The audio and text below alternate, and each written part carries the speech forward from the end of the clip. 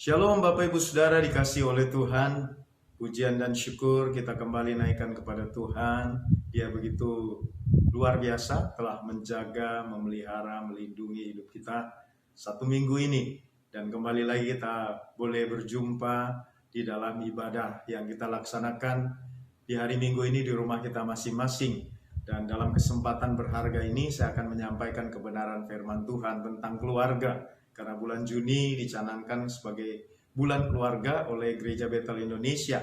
Dan salah satu elemen penting di dalam keluarga yaitu anak-anak muda yang menjadi fokus kali ini untuk direnungkan bersama-sama. Judul kebenaran yang akan saya sampaikan seputar anak muda adalah aktivasi pemimpin muda bagi Kristus. Aktivasi pemimpin muda bagi Kristus. Bagaimana mengaktifkan anak-anak muda kita untuk menjadi pemimpin-pemimpin masa depan, pemimpin-pemimpin untuk kemuliaan Tuhan kita Yesus Kristus. Kita akan membaca kebenaran firman Tuhan yang terdapat dalam 2 Timotius pasal yang kedua, ayat 1 hingga ayat yang ke-6. 2 Timotius pasal 2, ayat 1 hingga ayat yang ke-6. Kita akan baca bersama-sama. Demikian firman Tuhan, sebab itu, hai anakku, jadilah kuat oleh kasih karunia dalam Kristus Yesus. Apa yang telah engkau dengar daripadaku di depan banyak saksi, percayakanlah itu kepada orang-orang yang dapat dipercayai, yang juga cakap mengajar orang lain. Ikutlah menderita sebagai seorang prajurit yang baik dari Kristus Yesus. Seorang prajurit yang sedang berjuang tidak memusingkan dirinya dengan soal-soal penghidupannya, supaya dengan demikian ia berkenan kepada komandannya. Seorang olahragawan hanya dapat memperoleh mahkota sebagai juara apabila ia bertanding menurut peraturan-peraturan olahraga. Seorang petani yang bekerja keras haruslah yang pertama menikmati hasil usahanya. Nah, saudara-saudara, kebenaran yang kita lihat di sini bagaimana Rasul Paulus menyampaikan secara khusus melalui suratnya kepada murid binaannya yang disebut sebagai anak.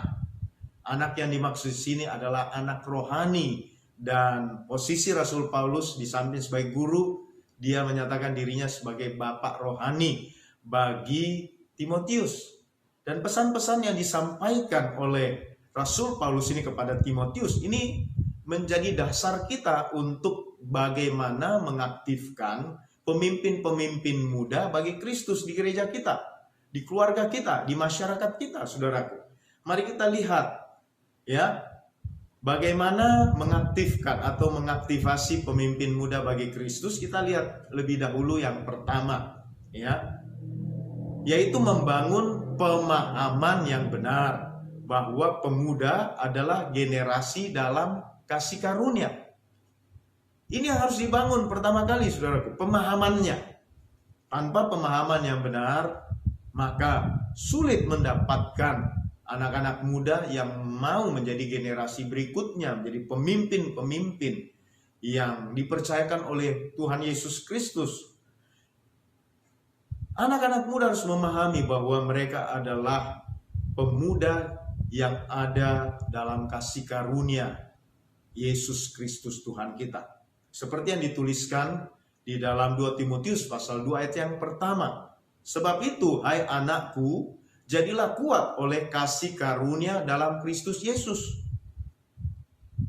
Rasul Paulus dalam tulisannya kepada Timotius sangat menekankan bahwa engkau itu jadi kuat karena kasih karunia dalam Kristus Yesus. Dan harapan yang sama juga diletakkan kepadamu, hai anak-anak muda yang mendengar khotbah ini, bahwa engkau ini adalah pemuda yang ada dalam kasih karunia Kristus Yesus Tuhan kita.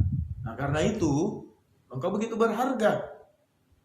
Engkau sudah ikut Yesus, berarti engkau sudah ditebus oleh darah Yesus. Dan hidupmu yang berharga ini sementara dalam rancangan oleh Tuhan supaya menjadi pemimpin muda berikutnya, saudara, yang memuliakan Tuhan kita Yesus Kristus. Kita melihat, saudara, ada sebuah seruan Bung Karno ketika di dalam pidatonya di peringatan hari ulang tahun proklamasi Republik Indonesia di tanggal 17 Agustus 1949 pada saat itu. Ya, salah satu bagian dari kalimatnya yang sangat berapi-api pada saat itu disampaikan di dalam pidato dari Bung Karno. Dia katakan, beri aku 1000 orang tua, niscaya akan kucabut Semeru dari akarnya. Wah, luar biasa. 1000 orang tua, kata Bung Karno, bisa membuat dia bisa cabut itu Gunung Semeru, gunung tertinggi di Pulau Jawa, saudara. Ya, kemudian beri aku 10 pemuda, niscaya akan kuguncangkan dunia. Wah, ini lebih dahsyat, lebih hebat lagi, saudara. Sebab tidak disebut 1000 pemuda, tetapi 10, saudaraku. Jomplang ya, 1000 orang tua, kemudian 10 anak muda, saudaraku. Nah, betapa pentingnya pemuda bagi Bung Karno pada saat itu, karena bisa menjadi kader, bisa menjadi generasi berikutnya, saudaraku, yang dilatih, dididik sedemikian rupa untuk menjadi pemimpin masa depan bangsa Indonesia. Saudara, jika Bung Karno yang tahu dan mengerti betapa pentingnya anak-anak muda, maka saya dorong kita masing-masing, saudaraku, sebagai orang tua, mari persiapkan anak-anak kita yang masih muda supaya mereka menjadi pemimpin muda bagi Kristus di masa depan. Kita lihat, saudaraku, di dalam Alkitab itu mencatat ada banyak pemuda yang energik, saudara, yang dipakai oleh Tuhan dengan luar biasa. Kita bisa belajar dari Perjanjian Lama, itu ada Samuel di situ, saudaraku. Samuel telah diserahkan oleh orang tuanya Elkana dan Hana, saudaraku, di usia 3 tahun, karena Samuel didapatkan melalui doa. Di usia 3 tahun, di usia di mana Samuel baru cerai susu atau disapih oleh mamanya, saudaraku, dibawa kepada Imam Eli pada saat itu. Dan di bawah binaan daripada Imam Eli, anak ini bertumbuh, saudara. Samuel bertumbuh menjadi pemimpin muda di masa itu. Dan saudara-saudara, kalau kita melihat bagaimana kiprah daripada Samuel luar biasa, saudaraku. Dia merupakan nabi bagi bangsa Israel di masa itu. Kemudian dia juga merupakan hakim. Nah, ternyata, saudaraku, Samuel adalah hakim yang terakhir bagi bangsa Israel. Sebab setelah dia, itu zaman raja-raja, saudara. Ya, dia hakim terakhir bagi bangsa Israel. Dan dia juga imam pertama di luar dari keimaman Lewi. Saudaraku, sungguh luar biasa di antara orang Israel, Samuel menjadi imam, padahal dia bukan orang Lewi, saudaraku. Dia memimpin, saudaraku, bangsa Israel untuk membakar korban bagi Tuhan, saudaraku. Itu adalah tugas keimaman yang juga dilakukan oleh Samuel pada masa itu. Dia adalah seorang pemimpin muda yang hebat di masanya. Kemudian kita melihat Daud. Daud diurapi di usia 17 atau 18 tahun oleh Samuel, saudara. Dan Daud juga punya kiprah yang hebat, saudaraku, sebagai pemimpin muda. Kenapa ada kasih karunia Tuhan di dalam diri Daud? Daud kemudian menjadi Raja Israel, saudaraku, selama 40 tahun. Sungguh luar biasa. Demikian juga generasi setelah Daud, yaitu anak dari Daud, dari Batseba, saudaraku, yaitu Salomo. Salomo pada saat memegang tampuk kepemimpinan sebagai raja pelanjut setelah Daud, saudaraku, baru berusia 20 tahun pada waktu itu. Dia adalah pemimpin muda bagi bangsa Israel dan sudah disiapkan lebih dahulu oleh Raja Daud. Kalau kita melihat, saudaraku, Amsal Salomo yang ditulis, kemudian kitab Pengkhotbah yang juga ditulis oleh Salomo, kita tahu persis bagaimana Salomo telah dipersiapkan dengan baik oleh Raja Daud untuk menjadi pemimpin berikutnya menggantikan Daud, saudaraku. Dan Salomo adalah pemimpin bangsa Raja Israel yang mencapai puncak keemasan dari kerajaan Israel di masa itu, saudaraku. Sebab luar biasanya kepemimpinan dari Raja Salomo, kekayaan, kemuliaan, kehormatan, emas, perak, batu permata, dan segala yang berharga lainnya melimpah-limpah di Israel. di masa Salomo hidup. Kemudian kalau kita lihat berikutnya di dalam Perjanjian Baru, kita menemukan Yesus sendiri, saudaraku, adalah seorang yang masih muda yang dipakai oleh Tuhan ketika berusia 12 tahun dengan kedua orang tuanya pergi ke Yerusalem untuk mempersembahkan korban. Dalam usia 12 tahun itu dia adakan tanya jawab, saudaraku, dengan alim ulama dikatakan. Nah, alim ulama di sini adalah tokoh-tokoh agama penting yang ada di Yerusalem pada saat itu. Dan bagaimana Yesus dikatakan sebagai anak yang cerdas. Saudara, Yesus sudah dipersiapkan oleh orang tuanya ketika masih kecil. Dididik dalam pendidikan yang penting, saudaraku, supaya nanti bisa menjadi pemimpin muda. Dan kita tahu, saudaraku, Yesus Kristus kemudian melahirkan 12 orang rasul. Dan rasul-rasul yang ada, saudaraku, 12 orang rasul utama ini, saudaraku, itulah orang-orang muda semua. Hanya satu yang sudah menikah di antara mereka, yaitu Rasul Petrus. Murid yang lain atau rasul lain itu belum ada yang menikah pada saat mengikut Yesus, saudara. Mereka adalah orang-orang muda yang dilatih, dididik secara khusus oleh Yesus untuk menjadi pendiri-pendiri bagi gereja Tuhan dimanapun, saudara. Dan kalau kita lihat berikutnya ada Paulus dan selanjutnya Timotius, saudaraku. Paulus dipanggil oleh Tuhan pada saat usianya masih muda. Ketika dia waktu itu hendak menangkap orang-orang yang beribadah kepada Tuhan kita Yesus Kristus di kota Damsyik, dia ketemu dengan Tuhan di tengah-tengah perjalanan, saudaraku, dalam cahaya yang begitu luar biasa, dikatakan lebih terang daripada cahaya matahari. Dia melihat Yesus Kristus yang menyatakan kepadanya bahwa Saulus, Saulus, mengapa engkau menganiaya aku? Usianya masih muda, saudaraku. Dia sudah dipanggil oleh Tuhan untuk melayani pemberitaan Injil kepada orang-orang non-Yahudi atau kepada bangsa-bangsa lain yang disebut Gentiles. Nah, saudara, kita melihat di sini betapa pentingnya orang-orang muda, sehingga Paulus juga mempersiapkan generasi berikutnya. Salah satunya adalah Timotius, saudaraku.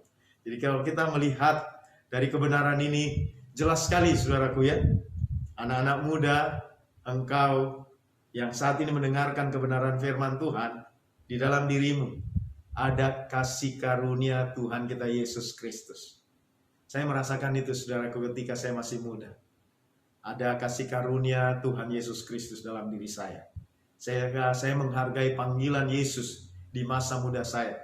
Saya berusia 17 tahun ketika pertama kali saya menjadi guru sekolah minggu. Dan seterusnya, saudaraku, saya memberi diri untuk menjadi seorang hamba Tuhan, seorang gembala sidang, saudara. Puji Tuhan. Kita melihat yang kedua, bagaimana mengaktifkan atau mengaktifasi pemimpin muda bagi Kristus, yaitu anak-anak muda menjadi generasi yang memuridkan. Saat Paulus muridkan Timotius, dia berharap Timotius ini juga memuridkan anak-anak muda lainnya. Jadi tidak putus hanya kepada Timotius, lalu tidak ada generasi berikutnya. Paulus menuliskan di ayat yang kedua, dikatakan, apa yang telah engkau dengar daripadaku di depan banyak saksi, percayakanlah itu kepada orang-orang yang dapat dipercayai, yang juga cakap mengajar orang lain. Inilah yang diharapkan Paulus, saudaraku. Apa yang telah engkau dengar daripadaku, dari Paulus sebagai gurunya, ya, mentornya dari Timotius ini, dikatakan percayakanlah itu. Artinya ada generasi lain. Si Timotius yang muda juga melihat generasi lain yang masih muda. Engkau yang masih muda, yang mendengarkan firman ini, engkau juga dipercayakan oleh Tuhan untuk mengkader, untuk memuridkan generasi berikutnya. Hai anak-anak muda, Jangan pelit-pelit. Jangan mementingkan diri sendiri. Ketika firman ini datang kepadamu, biar engkau paham, kau mengerti, ada kasih karunia di dalam dirimu. Dan seperti Paulus yang masih muda, dia kemudian ambil murid-murid yang juga muda. Salah satunya adalah Timotius yang muda, yang sudah dimuridkan. Timotius juga memiliki murid. Timotius memuridkan juga anak-anak muda lainnya yang bisa dipercaya, dikatakan yang cakap mengajar orang lain. Paulus ketika mengutus Timotius di berbagai kota-kota yang sudah dibuka dalam pelayanan kerasulan Paulus, adalah seorang yang cakap mengajar. Dia masih muda tapi sudah cakap mengajar, dan diharapkan oleh Paulus bahwa ada anak-anak muda yang serupa dengan Timotius, tetapi dalam bimbingan Timotius itu juga secakap Timotius inilah mengajar orang lain. Nah, saya berharap engkau sebagai anak-anak muda, ayo bersemangat ya, miliki spiritnya Paulus, spiritnya Timotius, utamanya spirit dari Yesus Kristus, saudara. Sebab Yesus yang lebih dahulu di masa dia masih muda telah begitu menyala-nyala ya, melayani dan mempersiapkan generasi berikutnya.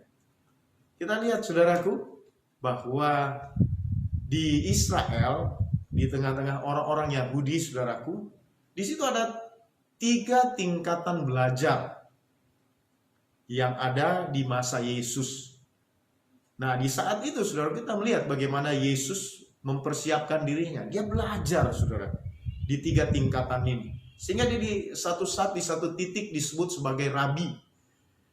Ada 50 kali lebih Yesus disebutkan sebagai rabi, khususnya ketika berjumpa dengan ahli-ahli Taurat dan orang-orang Farisi. Mereka juga rata-rata rabi. Mereka juga punya murid-murid. Dan Yesus disebut rabi oleh mereka itu karena sudah mengikuti 3 tingkatan belajar dari orang-orang Yahudi di masa Yesus hidup. Nah, kalau kita melihat saudaraku, ada 3 tingkatan, dan tingkatan yang pertama ini disebut Bet Sefer. Bet Sefer atau rumah buku. Anak-anak laki-laki ya dari bangsa Israel khususnya ya. Biasanya sih perempuan masih belum di masa itu. Ya. Yang laki-laki antara usia 6 sampai 12 tahun itu harus mengikuti pendidikan di Bet Sefer. Dan tugas mereka, saudaraku, yang utama di samping waktu itu belajar, membaca, dan menulis, saudaraku, yaitu menghafal 5 kitab Musa. Yaitu Kejadian, Keluaran, Imamat, Bilangan, dan Ulangan. Di luar kepala, saudaraku. Harus dihafal semuanya. Wow. Keren sekali saudaraku, tamatan dari Bet Sefer. Dan Tuhan Yesus tamat.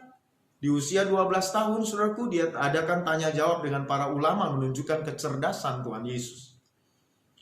Kemudian yang disebut berikutnya pada tingkatan kedua adalah Bet Midrash. Bet Midrash atau rumah belajar. Ini tingkatan antara usia 12 sampai 15 tahun saudara. Usia 12 sampai 15 tahun. Nah, di usia ini semua anak-anak muda, remaja, atau yang sudah berusia akil balik, mereka harus belajar semua kitab Perjanjian Lama, yaitu dari Kejadian sampai kitab Maleaki, dan semuanya harus di luar kepala, saudara. Yesus juga tamat. Paulus yang jadi rabi, saudaraku, itu juga tamat, saudaraku. Menghafal kitab Kejadian sampai Maleaki. Sungguh luar biasa, saudara. Ini tingkatan kedua. Usia 12 sampai 15 tahun. Nah, tingkatan yang ketiga, saudaraku, itu disebut Bet Talmud atau rumah guru. Bet Talmud atau rumah guru. Ini antara usia 15 tahun sampai usia 30 tahun, saudaraku. Ya. Ini benar-benar di mana seorang yang masih muda remaja umur 15 tahun harus ikut seorang rabi, seorang guru yang diakui saudaraku itu datang dari Yerusalem, yang melayani di bait Allah saudaraku, bukan di sinagog-sinagog. Kalau yang ada di usia 6 sampai 12 tahun di Bet Sefer, itu adalah rabi setempat yang ada di sinagog atau rumah-rumah ibadah Yahudi. Juga yang ada di Bet Midrash saudaraku, antara 15 sampai 17 tahun, 12 sampai 15 tahun, itu juga saudaraku masih rabi lokal, rabi dari kota setempat saudaraku atau sinagog. Tetapi khusus saudaraku ke Bet Talmud itu harus dari bait Allah, berarti dari pusat ibu kota dari Yehuda pada saat itu saudaraku, yaitu dari Yerusalem. Nah, Yesus pun mengikuti tingkat pendidikan ini selama 15 tahun saudara, 15 sampai umur 30 tahun. Dan jika tamat saudara, maka mereka yang tamat ini tepat di usia 30 tahun saudara akan disebut juga rabi. Makanya Yesus di mana-mana saudaraku oleh orang-orang di masa itu disebut rabi. Kenapa? Karena semua tingkatan dari pendidikan orang-orang Yahudi di masa hidupnya dia sudah lalui semua saudara. Nah, Yesus sendiri mempersiapkan dirinya. Bagaimana dengan kita saudaraku? Bagaimana dengan saudara-saudara, hai orang-orang muda? Siapkan dirimu. Belajarlah dengan sungguh-sungguh. Engkau adalah pemimpin muda masa depan. Pemimpin bagi Kristus. Karena itu kita sungguh-sungguh penuh gairah, penuh semangat saudaraku. Kita belajar, kita jadikan diri kita ini untuk menjadi alat Tuhan. Kalau kita melihat kitab Timotius saudaraku, kita temukan betapa Paulus mendorong agar supaya Timotius sungguh-sungguh saudaraku mempersiapkan dirinya. Dikatakan bahwa di dalam rumah yang besar itu ada 2 jenis perabot. Ada perabot yang mulia dipakai untuk maksud-maksud mulia. Ada juga perabot yang kurang mulia atau tidak mulia yang dipakai untuk maksud-maksud yang kurang mulia atau bahkan tidak mulia. Saudara, saya dorong kita semua. Mari ya, kita dipakai oleh Tuhan. Sebagai orang tua kita persiapkan anak-anak kita. Engkau sebagai anak muda, persiapkan dirimu. Jadilah perabot-perabot mulianya yang nanti dipakai di tangan Tuhan. Tuhan akan membuat engkau menjadi pemuda yang tangguh luar biasa, yang memuridkan generasi berikutnya. Jadi tidak sampai tinggal pada dirimu sendiri, tetapi ada generasi-generasi berikutnya yang perlu untuk nantinya menjadi pemimpin-pemimpin baru. Amin. Kita melihat yang terakhir, yang ketiga, bagaimana mengaktifasi atau mengaktifkan pemimpin muda bagi Kristus, saudaraku, yaitu anak-anak muda menjadi generasi yang melayani. Hai anak-anak muda, jadilah generasi yang melayani. Dan kita sebagai orang-orang tua, mari kita persiapkan anak-anak kita dan dorong motivasi anak-anak kita supaya mereka mau melayani. Melayani di sini saudaraku, ini jangan dibatasi dalam lingkup 4 tembok gereja, tetapi melayani di sini bisa ditunjukkan di rumah, bisa ditunjukkan di lingkungan, bisa ditunjukkan juga di sekolah, di kampus tempat kuliah, ya, ataupun di tempat kerja. Ya, mari kita lihat apa yang dituliskan Paulus kepada Timotius dalam 2 Timotius 2 ayat yang keempat sampai ayatnya yang ke-6. Dikatakan, seorang prajurit yang sedang berjuang tidak memusingkan dirinya dengan soal-soal penghidupannya, supaya dengan demikian ia berkenan kepada komandannya. Seorang olahragawan hanya dapat memperoleh mahkota sebagai juara apabila ia bertanding menurut peraturan-peraturan olahraga. Seorang petani yang bekerja keras haruslah yang pertama menikmati hasil usahanya. Paulus di sini menggambarkan 3 profesi atau 3 pekerjaan kepada Timotius, saudaraku, di dalam melayani. Biar Timotius semakin memahami tujuan panggilannya, saudaraku. Jadi didorong dia oleh Paulus dengan tulisan ini. Nah, 3 gambaran ini juga saya akan jelaskan bagi kita semua, saudaraku, biarlah kita memahami, terutama engkau anak-anak muda. Yang pertama itu sebagai prajurit atau laskar, saudara. Ya, saudara-saudara kita di Malaysia mengatakan askar, ya, sebagai laskar atau prajurit Yesus Kristus. Yang pertama yang harus ditunjukkan oleh seorang prajurit adalah terlatih dalam disiplin kemiliteran atau ketentaraan. Dia tidak bisa jadi prajurit, laskar di medan perang, saudara, kalau dia tidak terlatih di dalam kemiliteran atau ketentaraan. Saudara-saudara, kita juga memberi diri kita untuk berlatih atau dilatih, saudara, supaya kita semua boleh menjadi prajurit-prajurit yang baik, yang bisa menyenangkan hati komandan kita, kata firman Tuhan. Kemudian yang kedua, saudaraku, dia harus taat dan setia pada komandannya. Ini harus, saudara. Tidak boleh tidak. Seorang prajurit ketika dipanggil dan ditugaskan, dia harus selalu siap komandan. Tidak ada alasan bagi seorang prajurit untuk mengatakan, komandan saya tidak mau. Wah, langsung didesersi, saudara, dipecat, saudara. Ya, jadi tidak layak menjadi seorang prajurit. Nah, dia harus taat dan setia pada komandan. Kita harus juga taat dan setia pada komandan kita. Siapa, saudaraku? Dialah Tuhan kita Yesus Kristus. Dialah Sang Panglima Besar Sorgawi. Dia akan menjadikan kita lebih daripada pemenang. Amin, saudaraku.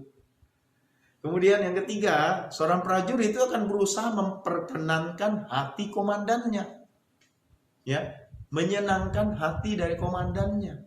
Bukan menjadi prajurit yang bikin mengkal, bikin jengkel, bikin komandannya jadi marah. Bukan, saudaraku. Ya, biarlah kita juga jadi prajurit-prajurit Kristus yang selalu menyenangkan hati Tuhan kita Yesus Kristus. Dia komandan, saudaraku. Dia adalah pemimpin yang membawa kita ke dalam seluruh kebenaran, yang membawa kita ke dalam janji-janjinya. Mari kita selalu memperkenankan hatinya. Yang terakhir, saudaraku, seorang prajurit itu lebih memperhatikan tugas-tugasnya daripada kepentingannya sendiri. Iya, saudaraku. Ya, apa yang menjadi panggilan kita? Mari kita utamakan di atas kepentingan diri kita sendiri. Jangan bertanya begini, apa untungnya saya melayani? Apa untungnya saya ambil pelayanannya? Apa untungnya saya bekerja di ladang Tuhan? Apa untungnya saya melakukan ini dan itu untuk Tuhan? Wah, saudaraku, kalau sikap seperti itu sih sikap seorang bisnismen, saudaraku. Ya, yang selalu mengukur segala sesuatu dari untung ruginya. Kalau seorang prajurit enggak, saudara. Ya, kita adalah prajurit-prajurit Kristus. Bukan tentang untung dan rugi di sini yang kita utamakan di sini, bagaimana kita bisa melaksanakan semua tugas-tugas kita sampai ke akhir, seperti yang Paulus katakan bahwa dia sudah mencapai garis akhir dari hidupnya dan sudah tersedia mahkota kehidupan bagi dirinya. Nah, kalau Paulus bisa selesaikan tugas-tugasnya sampai ke akhir dan memperkenankan hati Tuhan sehingga beroleh mahkota kehidupan, saya dorong, saya motivasi kita semua, terutama engkau, anak-anak muda, lakukan bagianmu di generasimu. Engkau melayani Tuhan, ya, supaya Tuhan dipermuliakan. Engkau jadi prajurit atau laskar-laskar bagi Kristus. Terus kita lihat ada gambaran lain, yaitu olahragawan di sini, saudaraku, ya, atau atlet. Nah, olahragawan atau atlet di masa itu, saudaraku, adalah orang yang dia khususkan untuk mengikuti pertandingan atau perlombaan yang harus dimenangkannya. Ya, nggak boleh, saudaraku, bermental seorang pecundang atau seorang yang kalah, nggak boleh. Ya, seorang atlet itu dipersiapkan secara khusus, saudaraku, untuk ikut lomba dan jadi pemenang. Makanya dia akan punya yang kedua, yaitu jadwal latihan fisik yang berat dan ketat. Di di mana pertama kali ya yang disebut dengan maraton, yang disebut juga dengan olimpiade, saudaraku, ketika dilaksanakan, saudaraku, waktu itu para atlet itu dipersiapkan dengan karantina 100 hari, saudara. Lebih daripada karantina orang-orang yang kena COVID ya, 14 hari rata-rata. Ini 100 hari. Itu harus berpisah dari keluarga, berpisah dari orang-orang pada umumnya. Dia hanya bersama-sama dengan pelatihnya. 100 hari latihan fisik digenjot terus, saudaraku, sampai siap untuk masuk di dalam lomba. Nah, begitulah, saudaraku, dengan kita semua. Mari kita dipersiapkan oleh Tuhan, dilatih secara khusus. Kita harus punya hubungan intim dengan pelatih kita, komandan kita, saudaraku, Tuhan kita Yesus Kristus. Harus ada hubungan pribadi yang dibangun, saudaraku, dalam pujian, penyembahan, ya, perenungan firman. Latih diri kita, saudaraku, untuk kita semakin memperkenankan Dia sebagai komandan maupun pelatih kita. Kemudian yang berikut, mengikuti petunjuk dan arahan dari pelatihnya. Wah, ini harus, saudaraku. Ya, nggak boleh seorang atlet di masa itu, saudara, ketika diberikan petunjuk dan nasihat itu melawan. Ya, apalagi atlet tinju. Paulus menuliskan, saudaraku, bahwa dia adalah petinju yang tidak sembarangan meninju, nggak meninju angin, tetapi meninju tepat sasaran, saudaraku. Nah, untuk tepat sasaran, dia harus terlatih dan mengikuti petunjuk dan arahan dari pelatih. Karena pelatih yang bisa lihat titik lemah baik dari atletnya maupun lawannya. Jadi dia bisa tahu, oh, lawannya punya kekurangan sebelah kiri, hantam sebelah kiri. Oh, kelemahan lawannya itu ada di bagian dagu sebelah kanannya. Kalau dipukul sebelah kanan dia akan KO. Nah, seperti itulah, saudaraku, ya, seorang pelatih. Nah, seorang olahragawan atau atlet yang baik, saudara, kalau mengikuti arahan dari pelatihnya, dia akan menang. Dan berikutnya, ketika bertanding atau berlomba harus mengikuti peraturan-peraturan olahraga. Ya, kalau tidak mengikuti pasti didiskualifikasi, saudara. Kita ini menjalani pertandingan atau perlombaan rohani, di mana kita adalah atlet-atlet, saudaraku. Ikutilah syarat-syarat atau peraturan-peraturan perlombaan, saudara. Kalau kita tidak mengikutinya, wah, bisa didiskualifikasi, dikeluarkan, saudaraku, sebagai peserta. Nah, saudara, biarlah kita memahami bahwa kita adalah para atlet, olahragawan yang diharapkan di sini, saudaraku, memperlihatkan bukti dari panggilan kita, saudaraku, untuk melayani. Haleluya. Yang terakhir disebut sebagai petani. Nah, petani adalah orang yang diharapkan, saudaraku, yang bisa menghasilkan hasil-hasil pertanian yang melimpah, saudaraku. Dan untuk itu, petani yang baik adalah seorang yang selalu memperhatikan dan mengolah lahannya dengan benar. Ya, kita punya lahan hati, saudara. Dan kita juga melihat di sekeliling kita, ya, ada anak-anak muda lain yang adalah lahannya Tuhan, saudara, ya. Mari olah itu. Ya, olah lahan diri kita dulu. Ya, kita masing-masing datang di hadapan Tuhan, saudara, meminta perkenanan Tuhan bagi diri kita. Ya, kita memohon kasih karunia Tuhan untuk membuat selalu hidup kita ini menjadi tanah hati yang subur. Ya, kalau subur, saudaraku, pohon apa yang ditanam oleh Tuhan itu akan selalu bisa tumbuh dengan baik. Nah, juga kita harus melakukannya kepada orang lain, kepada mereka yang menjadi teman-teman, ya, saudara-saudara pemuda remaja. Yuk lihat, teman-teman itu adalah lahannya Tuhan. Dikatakan ladang sudah menguning, siap untuk dituai. Kalau kita tidak pergi, maka ladang itu akan membusuk, saudaraku. Jadi tuaiannya nggak ada.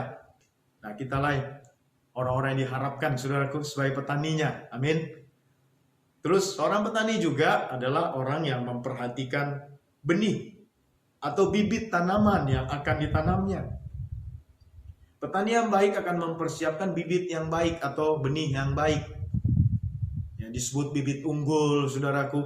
Itu yang diutamakan, saudaraku. Bukan benih yang nantinya sia-sia saya ditabur. Ya, perhatikanlah, saudaraku, diri kita. Firman Tuhan itu dikatakan sebagai benih Tuhan, saudara. Mari kita selalu rindukan firman itu untuk ditabur terus di hati kita, di hidup kita, saudara. Supaya apa? Dia bertumbuh. Firman harus bertumbuh. Dan satu saat hasilnya ada buah-buah, saudara. Ya, orang yang taat pada firman Tuhan, dia pasti diberkati oleh Tuhan. Itulah buahnya.